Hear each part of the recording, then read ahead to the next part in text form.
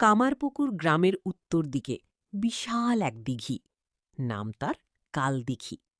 গ্রামবাসীর বিশ্বাস, এই দিঘির জল যেমন কালো, এর ইতিহাসও তেমনি অন্ধকার।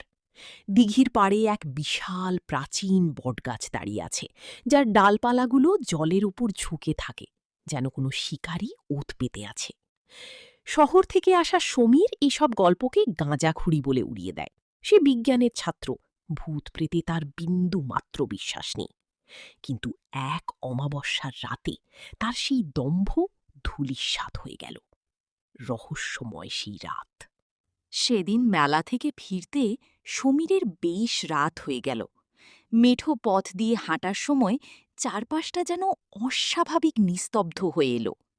ঝিঝি পোকার ডাক হঠাৎ থেমে গেল, আর বাতাসের আর্দ্রতা বেড়ে গিয়ে একটা ভ্যাপসা গন্ধ নাকে এলো। সমীর যখন কালদিঘির পাড়ের সেই বটগাছটার নিচে পৌঁছাল, তখন হঠাৎ তার নাকে এলো বেলি ফুলের তীব্র সুবাস।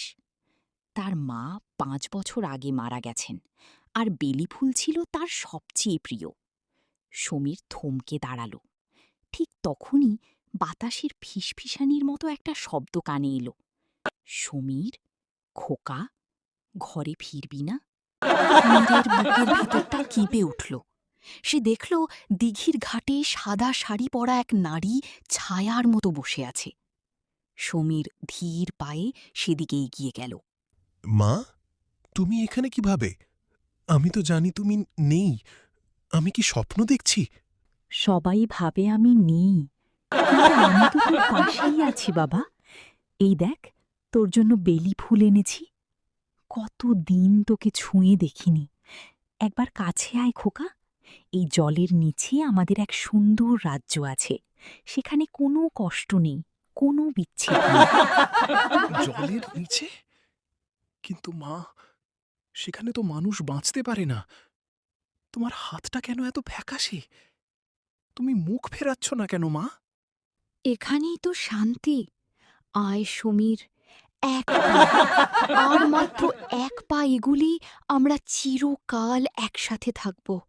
সমীরের পা দুটো যেন নিজের নিয়ন্ত্রণে নেই। সে দিঘির পৈঠায় গিয়ে দাঁড়াল। দিঘির কালো জল তখন আয়নার মতো স্থির।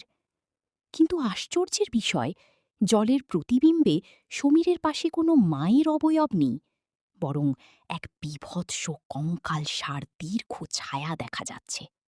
ঠিক সেই মুহূর্তে পেছন থেকে কেউ একজন গর্জে উঠল, ওই, ফিরে আয় সমীর, ওদিকে তাকাস না। তুই আবার ফিরে এসেছিস?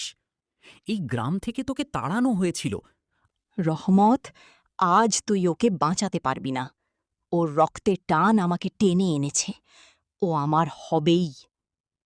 কথাটা বলেই সেই অবয়বটি অস্বাভাবিকভাবে লম্বা হয়ে বটগাছের মগডালে উঠে গেল। ডালপালাগুলো মড়মড় করে ভাঙতে শুরু করল। রহমত চাচা সমীরের কানে জোরে এক চড় মারলেন। সমীরের মুখ ভেঙে গেল। সে দেখল সে দিঘির এমন এক জায়গায় দাঁড়িয়েছিল যেখানে আর ১ ইঞ্চি এগোলেই সে অতল জলে ডুবে যেত। আমি ছাড়ব না, কাউকে ছাড়ব না।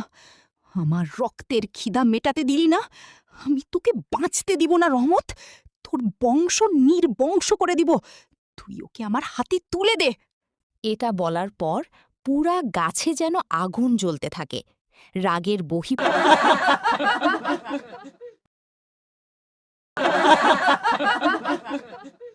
জ্বরে গাডা পুইরা যাইতাছে। বাবা, সব কিছু নিয়ে হাসি তামাশা করন ঠিক না। ওই পাড়ার করিমের মাইয়াডার ভূতে আছর কইরা মাইরা ফালাইছে। তোমার রহমত চাচা গেরামের পাহারাদার, তার মাঝি মাঝি এসবের সামনে পড়ন লাগে। আমরা এসব নিয়ে মস্করা করি না। হ্যাঁ চাচি, আমার ভুল হয়েছে। আমি বুঝতে পারিনি যে ভূত বলে আসলে কিছু হয়। এই কারণে আমি মজা করতাম। পরদিন সকালে গ্রামবাসীরা দিঘির পাড়ে গিয়ে দেখল সেই বিশাল বটগাছটি রাতারাতি শুকিয়ে কাঠ হয়ে গেছে। সমীর সেই দিন বুঝেছিল, এই পৃথিবীতে এমন কিছু শক্তি আছে যাদের ব্যাখ্যা বিজ্ঞানের পাতায় নেই। আজও কামারপুকুর গ্রামের কেউ অমাবস্যার রাতে কালদিঘির ধার দিয়ে হাঁটে না, কারণ তারা জানে নিশি আজও সেখানে কারুর নাম ধরে ডাকে।